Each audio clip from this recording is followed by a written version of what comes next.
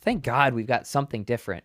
Even if it's not necessarily better, like, and maybe it is, I don't know, but like the game has changed so much. It was certainly time for a new ball. Yeah. I'm not gonna lie, rather had fun. All right, what do you think? Jump right in. PicklePod, let's go. What the hell is that? The pickleball box, baby. Play better, look better, feel better. Had I not read it off, I wouldn't even have remembered what that is. It looks pretty slick. Yeah. It's nicely packaged. Oh, I forgot. That's because you weren't there when I read through it and like went through the whole box. I was not. But yeah, man, I won't. We won't dwell on that. I think we gotta jump in here. Happy New Year. We have somebody sitting slightly off camera here. Hired him 2 hours ago. So welcome to the team, Canton. Half the hype guys. Life is good, boys. Glad to be here. Let's go. We instructed him very clearly that the more he laughs at our bad jokes, the better. It's like a sitcom where the crowd laughs and you cue them to laugh, and then it enriches the experience, right? Makes us look funnier. I'm excited. He's now a podcast hyper. Podcast hyper all day. This is gonna be an interesting ride with you guys. He's gonna walk us through the topics. Luke at Tennis Sucks. He's a full-time employee of the Dink, but I couldn't even get him to do that for us. His allegiance lies with Tennis Sucks. So we went and got our own Luke for this pod, and Canton will be here for the foreseeable future. So Canton's gonna get his name legally changed to Jamie. Yes. Yeah. No. There's one of those bad jokes. No. Oh, that was a good one. Yeah, what? He's already.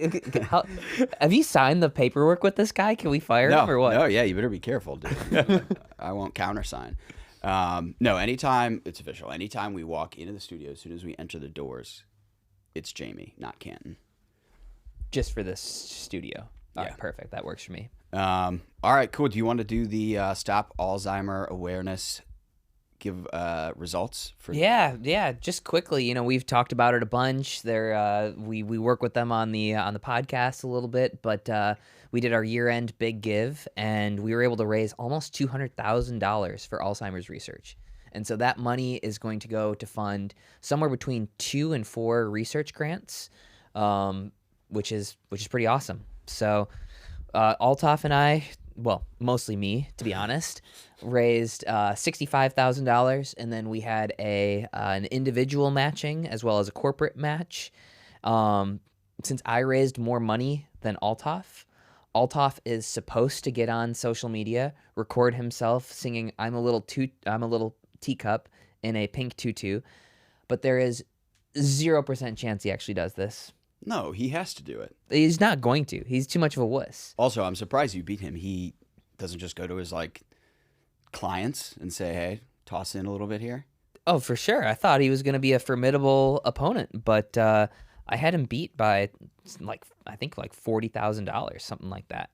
So, yeah, he deserves some public shaming, but also I said this in a post too, but I've been able to do a lot of really cool stuff as a result of pickleball. I got to, go with the Orlando Squeeze owners, sit courtside at a Magic game. I played pickleball at the New York Stock Exchange, but I would say that people rallying behind this has got to be one of the coolest things I've been able to do. Mm-hmm. People reaching into their pockets and giving to research is, I think, pretty awesome. Yeah. So, yeah, we had a really good turnout with it, and we're certainly gonna do it again next year, and we're gonna keep fucking swearing for the swear jar. We still have the swear jar. Yeah. Jamie, you got to look into that. See if this hurts our monetization. We'll do. Figure that out. Yep. So, but cool. All right. Congrats to you guys. And Stop Alzheimer's Now. Sounds like it was super successful. We talked about last episode paddle giveaway for a commenter who leaves a comment on the pod, likes the episode, and subscribes to the channel. That extends to this episode and one more episode beyond that. So a lot of good comments. We'll read the best ones next episode, but that still stands. And that is your signature paddle? Yeah, basically anything that we can expand that to more or less any Pro XR paddle. So Okay. a Pro XR paddle of your choosing, we can make it happen. So we got the new white and pink standard versions. There's the blue ones, squeeze ones. There's all types of stuff. White and pink. I thought we were outlawing white. It's white edge guards only. So it looks pretty sweet. Pink paddle. Okay. What do we got for the first topic, Jamie? Well, first topic, new year, balls drop. There seems to be 2 new balls coming into the market. Let's chat a little bit about the Vulcan ball and then the Owl ball with the APP. What do you guys think? I think you're going to make somebody's ears bleed when your voice come on. I also like the balls drop. That, for 12-year-olds like me, nice. that was well, funny. that was the new year. It's a double entendre, triple entendre. Yeah, that's why you hired him, right? Yes, exactly. He's smart. He's witty like that. Was that intentionally witty, or was that? There was a little brainstorming here while you guys were still talking on that last one. Yeah, love it. He's gonna take credit for it. I don't think he did it on purpose. But yeah, all right. So PPA switching to Vulcan. Have you ever played with this Vulcan ball before? I've played with it for the last 2 days. Okay. What do you think? First off, I'm so glad that we're getting rid of the Dura color. The Dura color sucks. Like The faded yellow. yeah, why not make it? It's more of a neon green. Right. So that's a big, easy, I feel like low-hanging fruit on any ball. Pretty much any ball should be that color. Okay. In terms of play, it's kind of tough to say because I've played with it twice. It's been cold here in Austin. Yeah. So that obviously affects how the ball plays. Right. But first off, I think I've been around pickleball for 10 years at this point, and the Dura has been the ball for all 10 years, and the Dura has been the same exact ball for 10 years. Right. No Like, innovation. thank God we've got something different. Even if it's not necessarily better, and maybe it is, I don't know, but like the game has changed so much. It was certainly time for a new ball. Yeah. What about you? You hit with it at all? No, I haven't even seen one. Okay. The V Pro outdoor ball. I don't know what it's like. When you look at it, does it look like any other ball? Like, what does it look like the most? What would you compare it to? Yeah. So again, this is slightly hard to answer because we've been playing in cold weather, but I would say when you're dinking, it feels relatively soft. It's got good feel to it. Something that John Sincola and I spoke about was it feels like it has a true hit to it. When you hit a Dura, you can hit the ball the exact same way twice, and you can get different hits as a result of it. You can have different outcomes. So far, it feels like that's not the case with this ball. It does seem to go out of round after a game and a half or so and get some bad bounces and whatnot. I guess PPA is changing balls every game now, which, again, that's it feels like a no-brainer. Will they still churn them up? You know what I mean? Yeah, I have no idea. I don't know about that. Yeah, I mean, so if people don't know the Duros that they play with or that they did play with on the PPA, they would wear them in, right? So it wasn't always just like a shiny new ball. Because a shiny new ball plays different than something that's been used, even like a match, right? Oh, for sure. Yeah, the ball changes so much based on how much it's been used and the conditions. So I would say, it is pretty poppy. Like, again, this could be a factor of we're playing in cold weather and the ball is harder. Right. But it was pretty tough to drop. The ball rockets off the paddle pretty well. So I think we could see more driving, more crashing, less long dinking points, which I think everybody would be. I won't say everybody. I think the vast majority of people would be excited to not see long dinking points if the ball continues to play the way that it has in my limited experience. If the ball is faster, right? So Dura is, I think, it plays the fastest, right? It's the least forgiving. Wouldn't that lead to more quick exchanges, but shorter quick exchanges, right? Yeah. Well, I mean, we've spoken about it a little bit, but the faster the ball is, the more you have to be careful with what you speed up. Yeah. If you speed up poorly, it's going to get shoved down your throat, Yeah, basically. yeah. So it'll be interesting to see like how this plays from the kitchen. Meaning, like from the baseline, we're finding that it's really advantageous to drive the ball. Okay. From the kitchen, we haven't had very many kitchen rallies with it. Yeah. So, it seems faster in the quick exchanges, but then slower in the dink exchanges in a weird way. But again, this could be playing with it twice in 45 degrees. Yeah. All right. Well, so they didn't spend nothing for this deal. All right. It was somewhere between 2 and 3 million, I hear, for just the single year, and a royalty on sales. Yeah. Did you guys reported an 8% royalty? Yeah. So I heard that from Jimmy Miller. I hadn't heard anything about the royalties. What I had heard was it was between 2 and 3 million, and it was for the single year. I didn't know that there was also a royalty on sales, which is pretty interesting. I mean, that could be a big number. Yeah, I mean, think about it. The only reason I'm convinced anybody ever uses a Dura was because it was the ball that you had to use. Definitely. Nobody was like, "Oh, I love the Dura better than anything else." Yeah. Like, no, the ball cracks. No, every it's way 3 games, goes out around. Right. Like, you only used it because you had to. Like, I'm assuming this is more or less the end of the Dura. This ball takes over. If PPA is making 8% of every ball, and these balls are relatively expensive. $4. $4 a ball. Yeah. $4.16. Holy crap! And that, what if you buy 100 of them? Is it the same, or like what? I don't know. What's I'm is that in the like the 10 pack or something? I'm sure there's some sort of discount.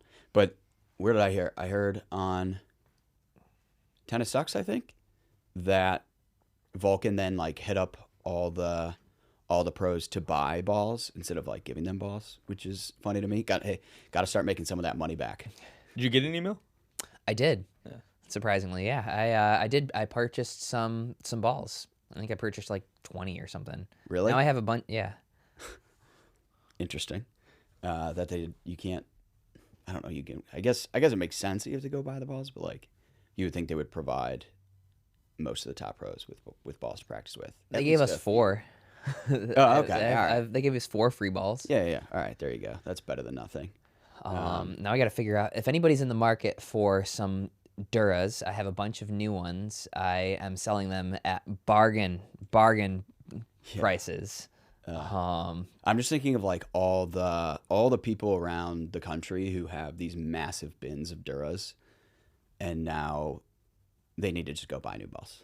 For sure. Right? Like who's going to play with Dura anymore for any reason? I mean, think what that tournaments actually are going to use Dura? There's no incentive to.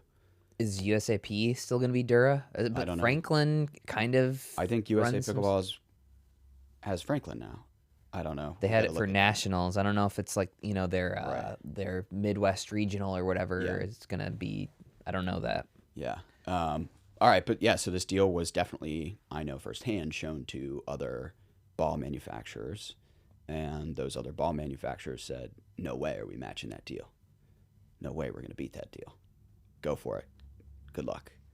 Who else would be? I'm sort of surprised that it's not Selkirk, to be honest.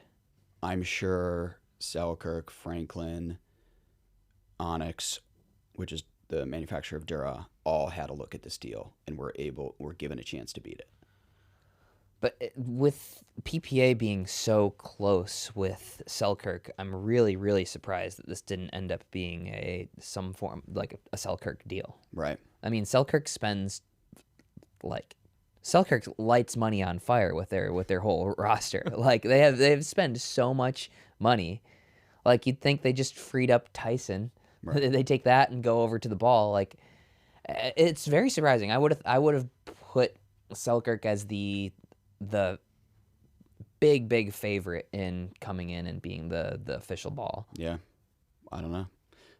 But like, okay, so if I'm Vulcan and I'm introducing this ball, I want it to be the next big thing. If I'm sponsoring the Pro Tour, that means I'm going after the segment of the market that's the most avid pickleballers. Those are also the pickleballers who are the toughest to get to because they're marketed different brands all day long, right? the reason why these avid pickleballers will buy the Vulcan is because, well, now the PPA is playing with it, so they will want to play with those, especially if they're going to compete in tournaments. But after that 1 year is up, if they don't renew, now their core customer base says, oh, I don't need Vulcans anymore, and they move on to the next thing. To me, there's like a big risk on the tail end of signing this deal, and you paid a huge sum up front to go after that segment of the market. It doesn't solve for, like Franklin's dominance on Amazon, for example, right? You type in pickleball, Franklin's the first one to come up. Onyx Dura, they're in retail. Even Head Pen is in retail, right? So to me, Vulcan still has to, I don't know, figure out other ways to market this ball besides just like sponsoring a pro tour, and understand that once this deal is up, there's no allegiance from that segment of the market that they initially targeted. Yeah, and it's a little weird too, because it's not like Vulcan is a serious paddle brand, of course. You know what? I was gonna go with I don't know if they have the relationships with as many like pro shops, but I do think that they're pretty big in baseball. I think they might have relationships with some Franklin major or Vulcan? Vulcan. Yeah, okay. Vulcan. Let me Google this real quick. Franklin's the baseball company. Franklin is a Those baseball Pro XR, company. right? Isn't that where they came from? They were baseball. Yeah, that's where Pro XR came Kind from. of interesting. We're seeing all these like baseball brands come over. I could have sworn Vulcan. Maybe it's a different company that they work. Oh yeah, there is baseball there. They make some baseball stuff. I don't really. They have a parent company that does grips. Not Vulcan baseball grips. Oh really? Okay. Yep. Interesting. They have bat grips. So maybe they do have some of these relationships already through that. I don't know, but yeah. Otherwise, that's gonna be tough. If they sell, they'll have to sell 750,000 balls at $4 a ball, and that's not including any expenses to break even on that sponsorship. Mm-hmm. So $750,000 of $750,000 balls. It's a bold play. Okay, so then APP signs this owl ball. I thought they were just a quiet paddle company. Yeah, is the ball quiet too? Like, yeah, I wonder. I actually don't know the answer to that, but I would assume that would be part of their shtick, right? I've read it's just the paddle. The ball's the same. It's still hard. Right. Owl seems to be like spending a lot of money. I mean, they got McEnroe to endorse their product. I don't know if he's an endorser or if he's an investor, but like they're really coming in here guns blazing. Right. Yeah. I don't know if their paddle has been received super well. I mean, I think their play is just sell them in bulk to clubs around the country who want to keep things quiet, right? Like, It's not like I'm definitely not going to go buy an owl paddle unless they come out with something that's like cutting edge. Mm-hmm. So can I go play with an owl paddle in a pro event, or is it just I assume it's USA Pickleball approved. Well, it's USA Pickleball approved under some other. I thought it was USA Pickleball approved under some like noise ordinance rules. Yeah. So I'd be very curious. Can you go play the PPA, MLP, APP with a owl paddle? Yeah, I don't know. We'll have to get the answer. I assume you can play on APP given this deal. It is weird though. If you hit against it, it just kind of makes the same noise regardless of how hard you hit it. Everything sort of sounds like a dink. So if you take a full swing at it and you hit it really hard, it sounds like a dink. If you hit a dink, it sounds like a dink. Yeah. So it just makes everything sort of sound the same, which makes it really hard to sort of pick up on how fast the ball is going. Yeah, so to me, the ball plays a huge difference in the way matches are played. And I'm always intrigued by the fact that when I bring that up in like casual rec play, other people don't seem to think about that too often, right? Like I know very well as soon as I hit the ball without even looking at it, if somehow in the midst of play, like a Franklin went out of bounds and all of a sudden somebody grabbed a Dura on the side and I go, whoa, hold on a second, right? To me, there's a massive difference. Now we've got to worry about playing with I want to play with a Vulcan. I want to have experience if I'm going to go play at PPAs. I'm going to want to play with the Owl Ball if I'm going to be playing APPs. My favorite ball is the Franklin X40. I actually liked playing with Duras. And that's what I have. I have a shit ton of Duras and Franklins. So I don't know. It's just a big change. I mean, it used to just be you either play with Franklin X40 or the Dura Fast 40. Those Pretty are the two much. balls. And if anybody brought something else, I'd be like, get this disgusting shit out of here. And I'd like literally throw it and be like, never do that again. You ever play with a jugs ball? No. Lucky you. They used What to is have it? indoor tournaments on jugs balls, which was like the squishiest ball with the biggest holes in it, and they would last forever. Like a rubber ball. I guess it's still plastic, but it's much, much softer plastic. Those were brutal. I liked the Onyx Fuse and the Pure 2. Those were solid. The good news is about the Vulcan ball, we've played the last 2 days and not broke one. A couple of them went out around, but then they kind of went back Which is saying a lot in this temperature. In 45 degrees, we would have, over the last 2 days, playing with Thomas Wilson and Deckel Bar. Right. We legitimately probably would have broken 20 to 30, I would guess. Especially if it's a Dura. If it was with the Dura, we would have broken 20 to 30 over the last few Yeah, as days. soon as it gets to like 60 degrees, if you're playing with Duras, like you're going to be breaking them. We try and play in Michigan. As long as the court's clear, as long as there's no snow on the ground, it's not wet, like we'll play. But as soon as it's in like 50s, I mean, you literally can't even play with Dura. Like the ball breaks every point. You have to play with Franklins or something softer. Yeah. Well, so you mentioned that when you're playing with other people, some of them don't even know. How much do you feel like the ball affects the outcome of a shot? Meaning, like, so if you're 3-0, you might not even notice it, but obviously at the highest level, you're noticing it. I'm curious what you think. How much does, if you hit the same exact shot with a Dura versus a Franklin, how much is the difference in your mind? The difference is most apparent on two shots, the drive and the third shot. With a Franklin X40, I feel like I don't miss a third. It's so soft, I drop it right in there every time. Anytime I go from playing from a Dura to a Franklin, I feel like I'm 10% better. You feel like $1 million, Way don't more you? consistent, yeah. And then on the drive, like I can absolutely rip a Dura. If I catch it clean, like it's gonna be tough for that person to get it back. Not the same with the Franklin. Just takes a little bit off of it. Ball's a little softer, more forgiving. It's easier to defend. So those are the two moments where I notice it the most. Yeah. Spin wise, I don't know that I notice much of a difference. Yeah, I feel like if you hit the exact same shot with the exact same inputs, the difference between a Dura and a Franklin is probably somewhere like 5-6% distance, maybe. So if you're somebody who's at the lowest level or at probably up to like 4.0 level, you're naturally going to be hitting your shots with a lot of variation, and so maybe you just don't notice or account for the difference in ball, but definitely ends up being a big difference at the highest level. I think this ball is potentially going to change. The ball, I've always said, is going to be the way that you control pro pickleball and make it look the way that you want it to. Yeah. Right?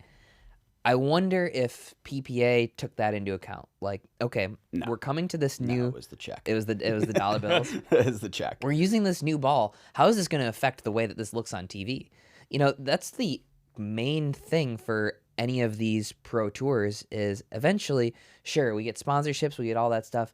None of that is going to even help these companies break even. All of this pro pickleball is eventually aimed at TV rights. Yeah. Right? Right. None of this matters if there's not big TV contracts down the road. Yeah. So I wonder if they took into account, like, how does this affect the actual professional gameplay? Is it going to result in something that looks better on TV or worse on TV? Right. It'll be interesting to see. Yeah. Okay. Yeah, interesting. Well, moving forward, you kind of won a prestigious award, didn't you, Zane? The PB Studio Battle Awards. The most controversial spin paddle in the game. Fill us in. Well, actually, this is the first that I'm hearing about it. You guys actually think that I watch the Pickleball Studio? You got your paddle, you're set. Do they still do their podcast? Yeah, Really? dude, don't insult them like that. Okay, they're gonna be hyping up they're gonna do a little review of the pickleball box. We have to be nice. I don't have anything to do with the pickleball box. That's your thing. Want to homie. be an ambassador? I don't know what's in the pickleball box. Do a live negotiation. All What would right. it cost to make Zane Navratil an ambassador of the pickleball box? What do you want me to do? Talk about it. Incorporate it into your instructional videos. Tweet about how much you love everything in the box. Do I get a let's see. I want a royalty on any pickleball box sold. We'll give you a code. Overall royalty. PPA is What? getting 8% of the Vulcan ball. No, we just talked about it. It's a terrible deal. They can't be that bad if they agreed to it. I want a 3% royalty on any pickleball box sold. What? Name all your pickleball ventures. Like, so you do the clinics. You kind of got like your own newsletter and media stuff going on. Do you make a royalty on your paddles, or do you make a percentage on your paddles? Yep. So we'd figure out how to get. Maybe you have like some sort of. Maybe it's like some sort of. I don't know, flyer for your clinics or whatever. Sure, there'd be included in the box. It'd be that. It'd be all over the YouTube stuff, all over the newsletter, social media. I could just carry one on. To the you know how like Riley always has a Takeya. You just there we always go. inconveniently have a pickleball box. Yeah, we got to get a water bottle in there so that I can just pull that out and drink out of it. Right. So I am interested to see what's in the pickleball box at some point. Okay, but yeah, so the Zane Navratil Pro XR paddle, most controversial spin paddle. I'm back to using it. We're back. Yeah, I'm back. I'm all in on it again. I was playing with the Black Diamond for a moment, but I just like the power and spin. I can play so aggressively with that paddle. I'm hitting like 95% drives instead of thirds now, and it seems to be working. Yeah, I mean, there's just there's too many advantages. Yeah, I mean, and I barely have to put any weight on it. It allows you to swing very fast. Yeah. Right. So it's a pretty light paddle, and so if you swing pretty fast, you can still keep the ball in and grab the ball. So it's spinny, but there's also there's a few of the technology pieces that we put in it was the way that we used the grit, which people thought was controversial. We've discussed that plenty of times on here. But also the other elements of it. It's a relatively soft paddle, which allows the ball to sink in, and it's very headlight. So you can really swing the paddle very fast. That, on top of the way that we did the texture, is what makes it so spinny. Yeah. So we'll take it. Chris Olsen, Pickleball Studio, with their we'll take the compliment. We'll take it as a compliment. Yeah, with the Perseus, we saw, I tend to send those drives like off the parking garage, over the fence at the pickle ranch. But the Zane paddle allows me to keep those bad boys in. And no, this is not a paid endorsement. What do you want for a paid endorsement then? We'll counter negotiate. We'll talk behind the scenes. No, let's do it live. I think I wonder why it's so controversial. Like, I mean, obviously why are some paddles so controversial, but other paddles not as controversial? I don't know, but I just got the Gearbox one that seems to, because I was texting Chris Olsen, and I was like, so what's the deal with this thing? Like, give me the lowdown. And he just said, like, people who play against it are like, there's a decent amount that are like, this is unfair. So I was like, yeah, I'm going to order one. Ordered one. It came yesterday, so I haven't tried it yet, but I'm excited. Oh, yeah. No, I mean, like, definitely. It's just it's a pretty insane paddle. Yeah. Like I said, I think that they're going to make some new rules for that paddle. Yeah. People are talking about it like when the Legacy came out, and I remember playing against Grant Bond with the Legacy and the drives he was hitting with that thing. I was just like, this is insane. Like, you cannot get these things. I mean, You Grant cannot Bond get just the has a goat drive. yeah, maybe. But I played with him without that paddle, and not so It much wasn't the as case. scary. Yeah. Yeah, I So, mean the Gearbox hits like a delaminated Legacy. yeah. So I don't think people realize how much. I've heard people say recently that, like, I don't care what paddle I play with. Like, it doesn't matter, right? I'm like, opposite. Like, I think if you're a beginner and you're just kind of playing with whatever you found around the house, or your aunt or uncle just like gave you an extra paddle or something, and you haven't tested other paddles and tried out different things, you're leaving potential on the table. I think like certain paddles can improve your game immediately. yeah, and if you come in from a tennis background, like, and you come in and you use a super smooth paddle right away, Yeah. you have to change your strokes. But if you come in and use a controversial spin paddle like mine, then you can basically swing the same way. Okay, so you know that like really, it's this really crazy like camo colored Viking paddle. Yeah, isn't that talking the one about? that Andre used to use? I think he was using it. Yeah, now he uses like I can't remember what that brand is, but He's got the Proton now. so my dad and his buddies, when I go back to Michigan, I always play with them, and then my brothers as well. And they had this new guy had kind of joined the group, and now he's a good friend of ours. But he was playing with this Viking paddle, and I remember just looking at him like, dude, stop playing with that. Like, just use this, Yola paddle. Use the Ben John. Use a Franklin. Like, use something other than this paddle. He wouldn't do it. He liked playing with that. He was a Michigan State tennis player. Played against Matt Wright, actually. Really tall, like strong guy, can move really well. He's like Matt Wright's age, but he still has like the athleticism of like a 25-year-old. Sure, so much more athleticism than Matt Wright. Yeah, I was watching the clips of him playing college tennis the other day. By the way, Matt? yeah, Oh, pretty they're fun. hilarious. I love his necklace thing, right? Like Yeah. the surfer necklace looking Yeah, thing. yeah, right. But anyway, so I finally convinced this guy to change. So now he's using your paddle. Actually, Oh, let's go. he's using the Connor Garnett version, so the purple one. Oh, fuck this guy. And no, his drive is insane now. Him going from that Viking paddle to the Pro XR is like night and day. Now I'm worried that he's gonna take my spot as the best player in that group. So Damn. um, You hate to but, see it. yeah, if you are just using whatever paddle somebody handed you, start testing different things. It'll change your game. Yeah, I think if you want to do it right, you probably got to spend at least $150 on a paddle at this point. Yeah. I think anything pretty much. Obviously, you can make a very good paddle for less than $150, but nobody is selling good paddles for less than $150 right now, for the most part. The only one is that Franklin Ben Johns, which I think was like $99 and might still be. They might have raised the price. Yeah, but that's obsolete at this point. Yeah.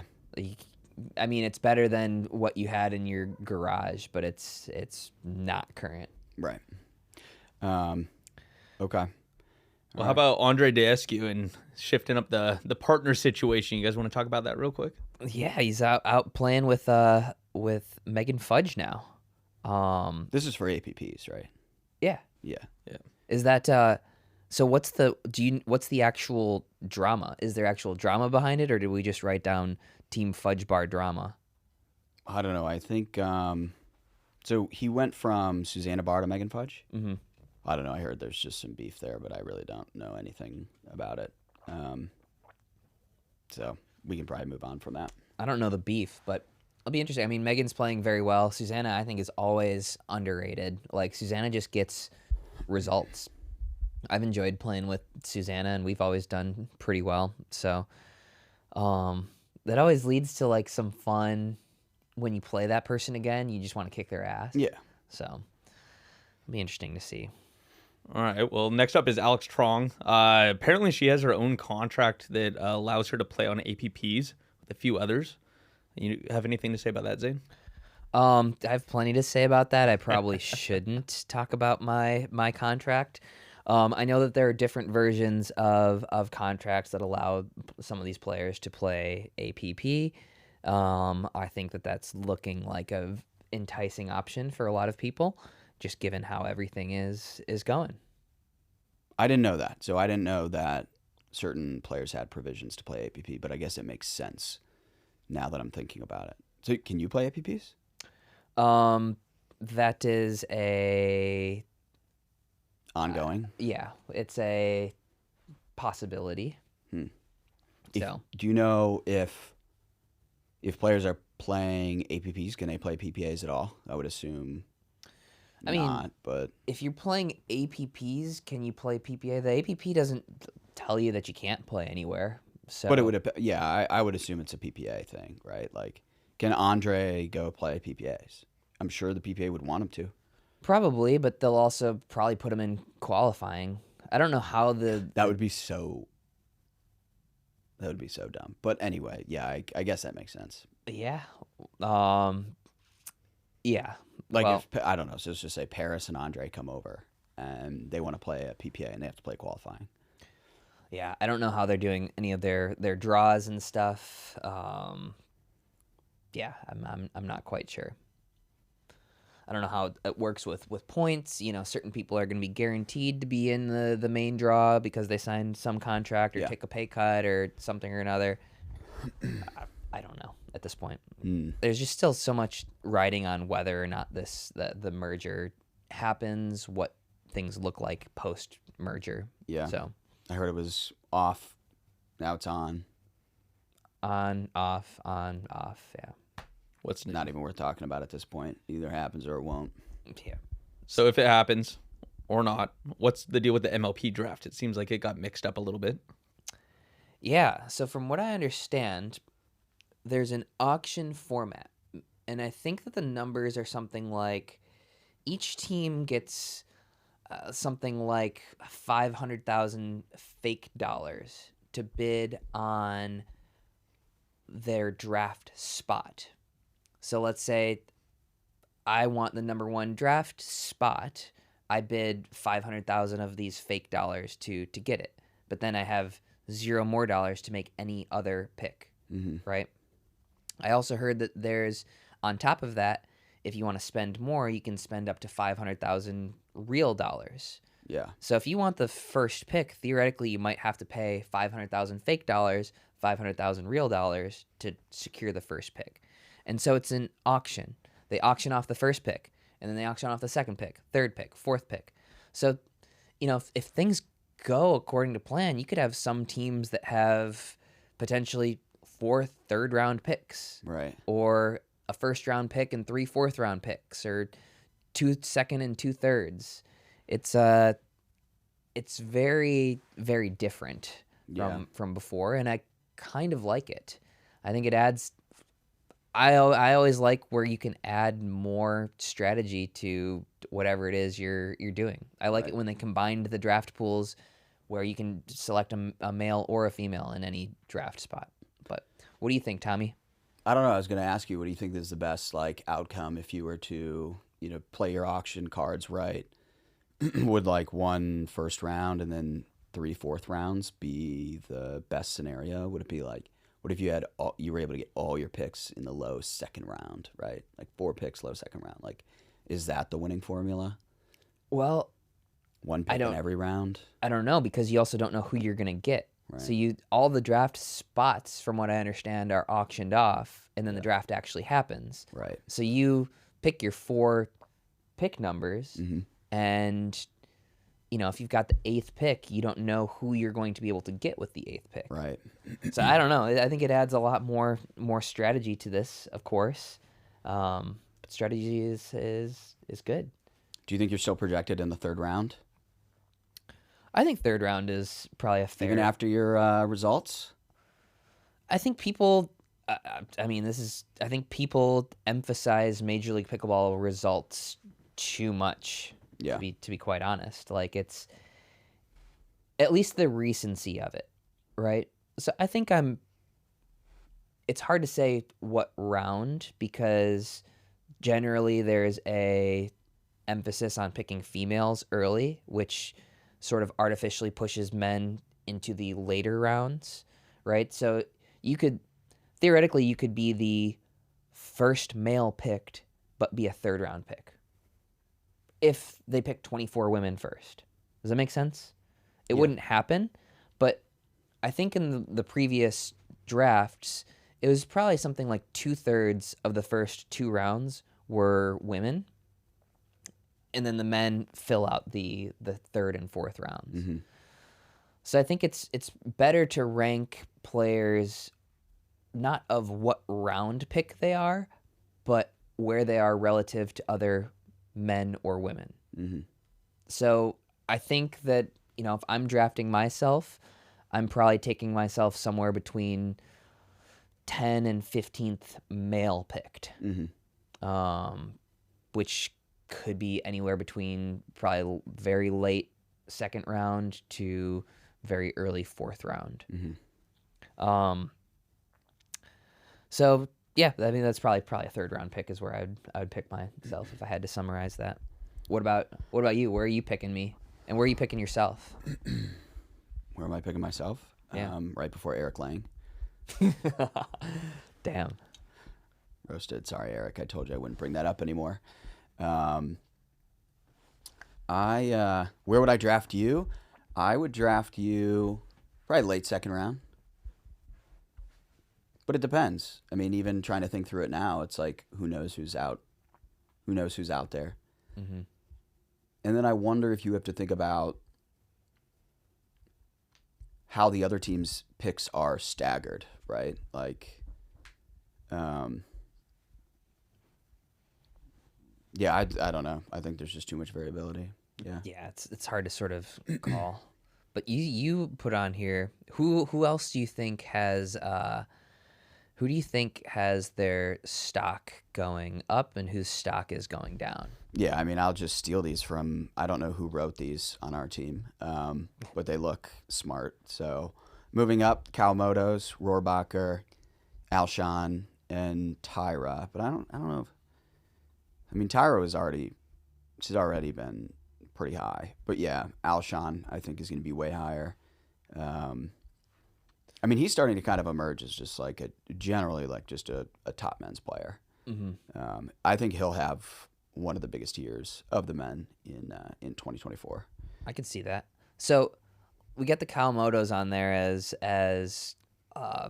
stock up. Yeah. But why? Why is their stock up? I don't know, man. I didn't write this. Well, that's the thing. So the Kawamotos were the same players before and after Major League Pickleball, but they did their stock was down for the last pick. They went like 2nd and 3rd round. I think Jackie went. They were like late picks. They went way too late to DC because they were on like ATX last in the beginning.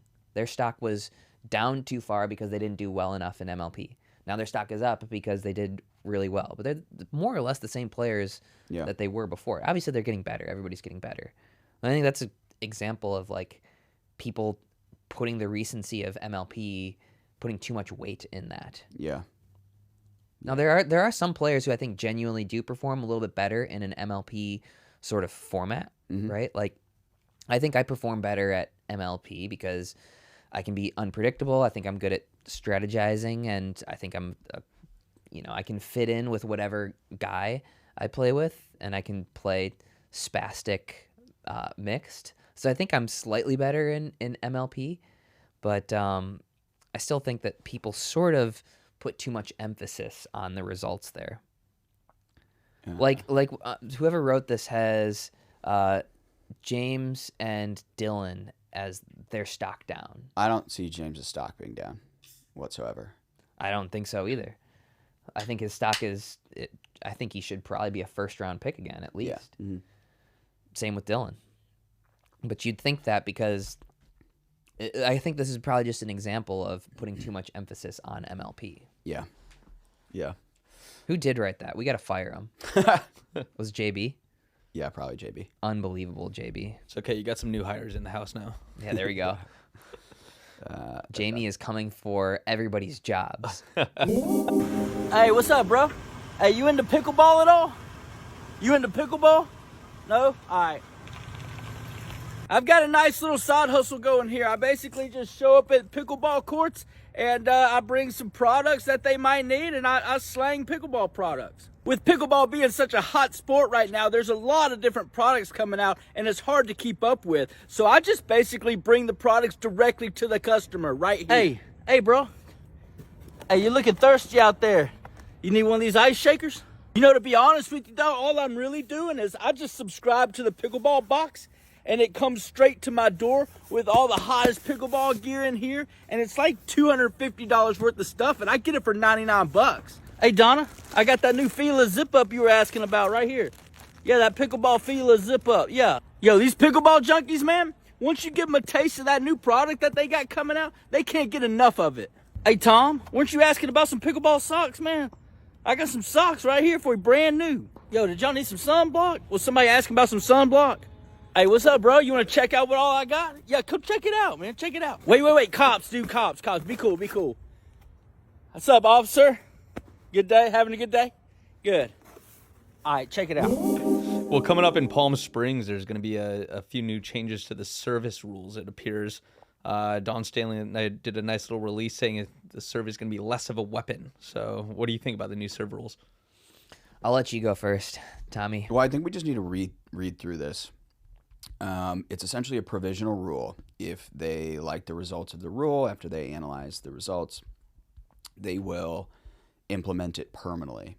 So here is the, I'll just read this, right? So and this is from Don Stanley, who's the director of officiating for the PPA Tour.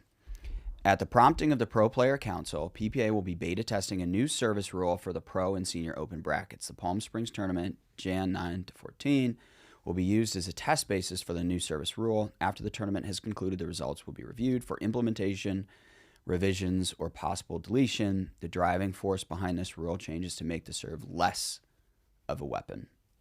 So here's the new rule. On the serve, 1, the ball must be released with the non-paddle hand. I think that was already the case.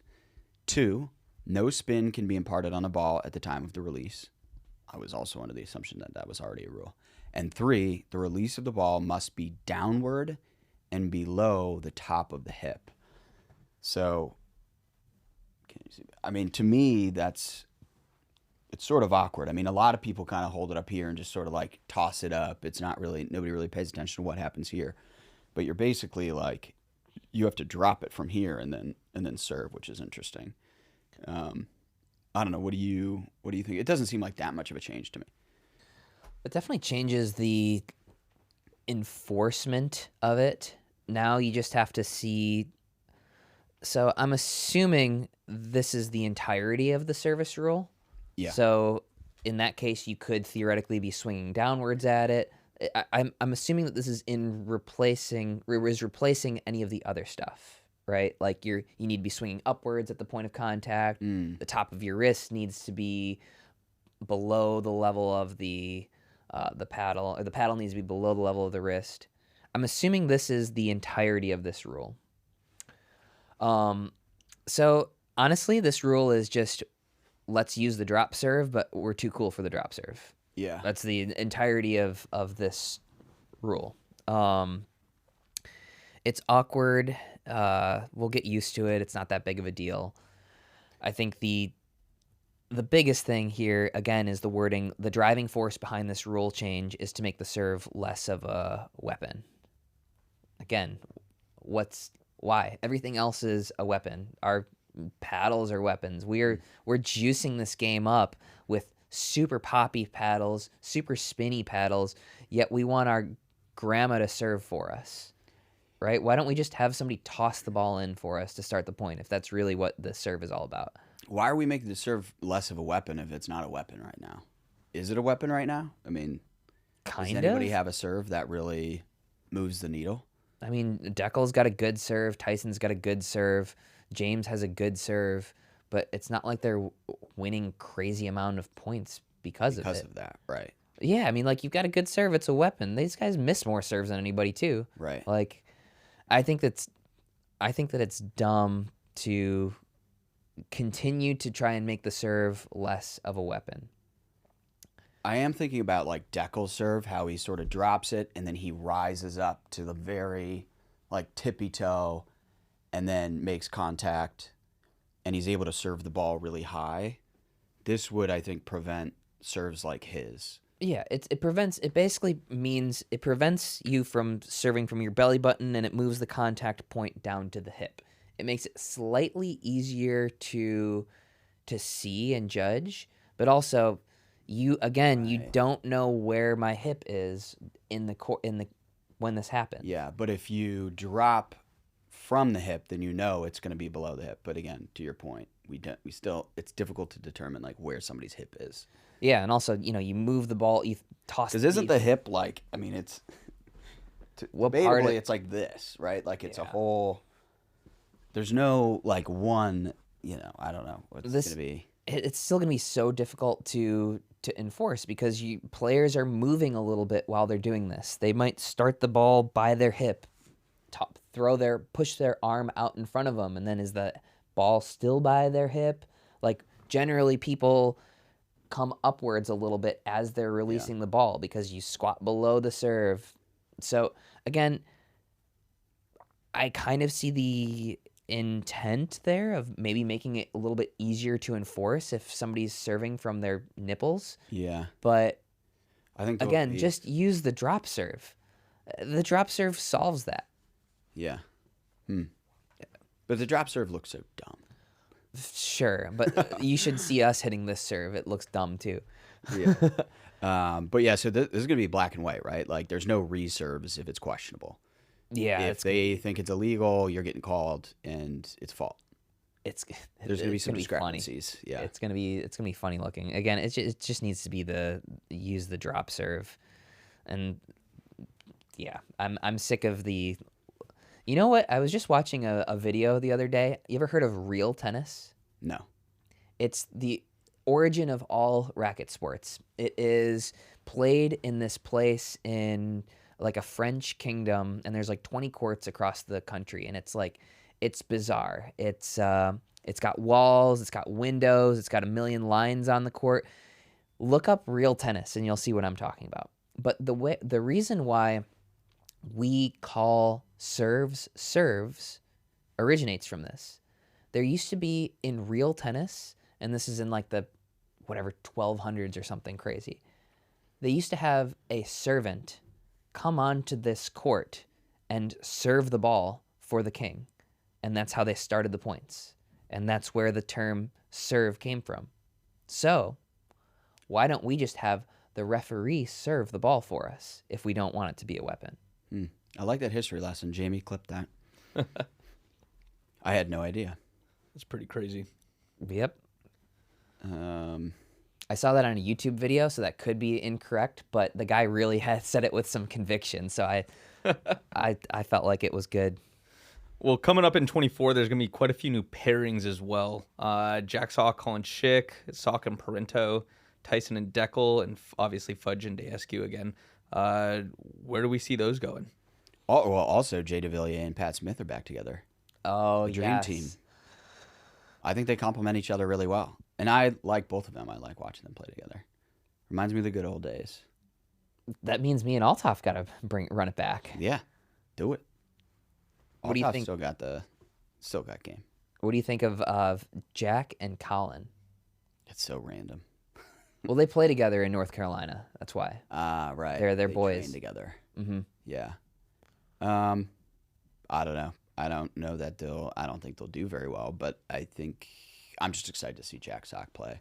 Actually get some true reps in, actually get some good competition in, and see how he improves this year.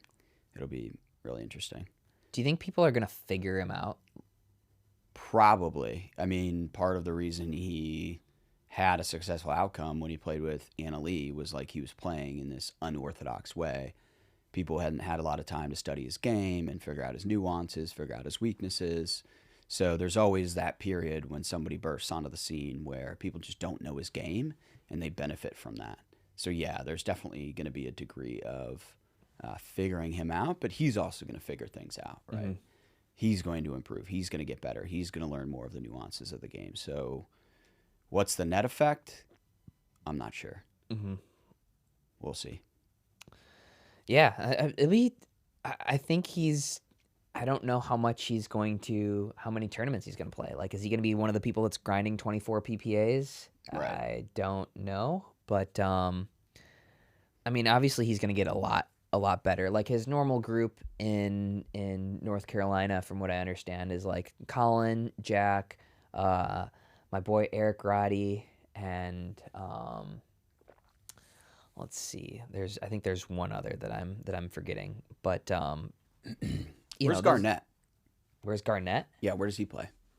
He's out. Connor He's Garnett. in SoCal. He's SoCal. Okay. So I'm kind of surprised that maybe Jack's testing it out with Colin. Like, yeah, it'll be interesting to see, if somebody else wants to play with Jack. It'll be interesting to see, if any of these tennis players, how much they're really going to grind. Yeah. I think Tyson and Deckel will be an interesting combo. I like that. They'll be fine. They'll probably get a result here and there. Tyson just churns through the partners, man. Yeah. Yeah. Dylan Frazier. Why do you think that is? He just, I don't know. He's good for him. He's always got pick of the litter. But yeah, that brings us up to Tyson's new paddle contract. yeah. Sorry, I'm doing your job for you, Jamie. All good. You led into that perfectly. All right. What do you think he got? What do you think he got paid? Like, what do you think that deal is worth on a yearly basis? I'd be hard pressed to imagine it's anything less than probably $500,000. Half?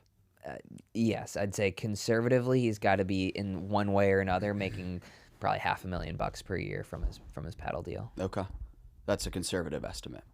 Interesting. I don't know. It depends on, I think it depends on the brand and how they value the player, right? It's kind of subjective. I remember when Riley was shopping around, and he is again, because Takeya is moving away from paddles. He was trying to get, I remember this was probably only like 2 years ago. When did he switch from Gamma to Takeya? Do we know? That's He went probably from Selkirk not to even Gamma to that Takeya. probably wasn't even a year ago. Right. Maybe it was when he was going from Selkirk to Gamma. But I just remember it was like reported he was looking for like a $200,000 to $300,000 contract, and I remember thinking like, no way he's going to get that. That's so high. But now that seems pretty reasonable. Given the numbers that we've heard compared to, just given the other numbers we've heard, sure, reasonable to swing a pickleball paddle. If you take a step out, it's kind of crazy. And I think it's because we're in a spot of it's so easy to come into the market. All these paddles are, the worst paddle, from the worst paddle to the best paddle, it's probably a 30% better, right?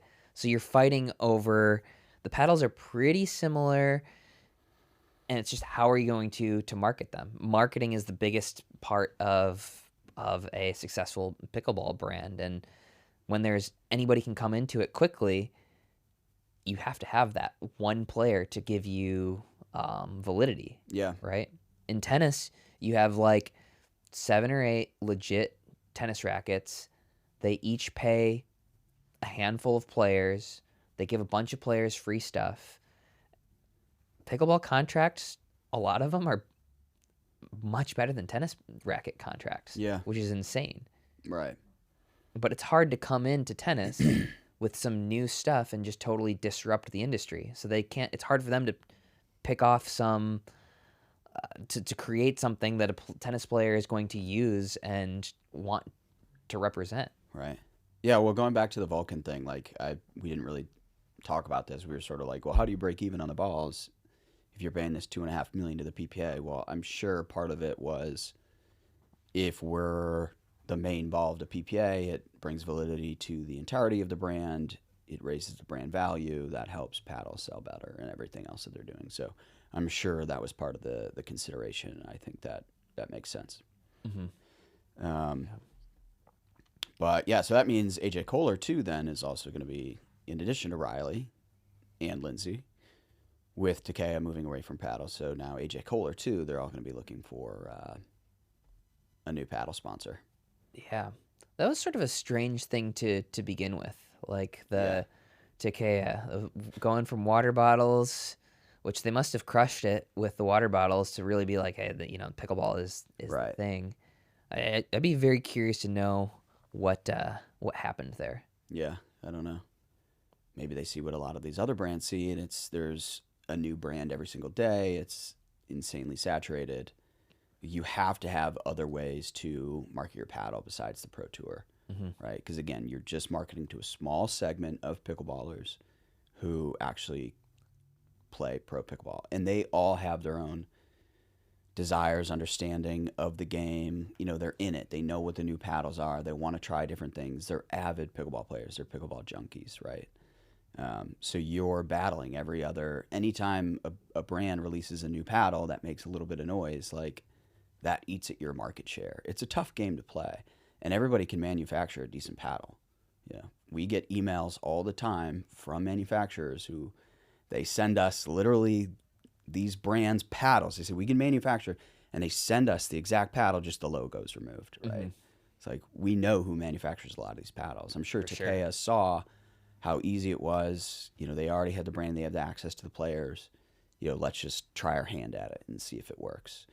They quickly realized it's a tough game to play, and if you don't have other avenues like Franklin, again, they're able to market through all these retailers. They're able to go after pro shops. They're able to do Amazon. Yola's spending in all sorts of places. Selkirk has money to burn, right? Like, can you play that game? I think 24 is going to be the year of paddle consolidation. Attrition. Yeah, a lot of brands will maybe close the shutters. We'll see. But we'll definitely see more paddle brands too. We'll see more brands. Oh yeah, that's not stopping. All right. Let's see. What is the Dink Awards? Okay, so the Dink Awards, so this is the third year we've done this, right? So it's the People's Choice Awards of Pickleball, right? So fans vote on things like Player of the Year, Rookie of the Year, like Best Content Creator. Certain categories will have grants. Last year, I think the Best Content Creator won $2,000. Who won that? I think Chris Olsen did, I believe. Must have been rigged. Best on-air personality, all sorts of different categories. And basically it's a chance for the fans to vote. And anybody who votes, you also enter for a giveaway paddle of your choice.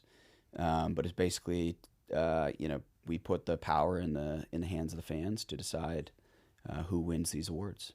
We should do our live votes on the next pod. Yeah, like our picks. Yeah, we'll go through the list of things. I kind of remember that from last year. And you've done it for 2 years, right? You said this is the third year? This is our third year, yeah. Yeah, okay. I've liked that. Yeah. Last year we got USA Pickleball, PPA, APP, MLP, and I feel like one other. All the major organizations to work together on a single thing, and they never do that. Wow. This year, I don't know if we'll get everybody back involved, but yeah. So I won't say it. Who's not going to play? Who's not going to want to be a part of something like this? Yeah, Big Pickle got to him. Unreal. I hope everybody will be a part of it. There were some funny comments on our last episode, though. Someone was like, Thomas 100% gets paid to say certain things. Like, I don't remember what the whole comment was like. Yeah, you got me. Well, guys, if anybody wants me to pay or to say stuff on this podcast, shoot me a DM. I can be bought. I can be bought. Yeah, we can both be bought. Yeah, listen. To that commenter, everybody's got a price. To that commenter, I've said it before and I'll say it again. I can be bought. I'm not bought. So you can't accuse me of that. But yeah, no, I'm willing. Write me the check. Say what you want. All right. Is that all? Are you wearing your Viore? Yes, this is a Viore Quick Trip sweatshirt. I am wearing my Viore pants. I am wearing a Viore shirt underneath. There, somewhere. See Viore? Oh, you can't see it. See, I swear, I promise. I need to re-up on my Viore. I don't know if they came out with any new stuff. I need some new colors. I need to switch it up. But you guys know we're massive fans of Viore. We always have been. We're lucky to have them work with us on the show, but we would be wearing this stuff either way. And you can get 20% off your first purchase and enjoy free shipping on any U.S. orders over $75. Go to viore.com/thedink and discover the versatility of Viore clothing. That was a good ad. Good for us. Well done. All right. Anything else we got? Jamie? Got nothing. All good here. Okay. All right. That's We'll keep PicklePod. them for another round. PicklePod. See you next week. Yeah. I'm not gonna lie, rather had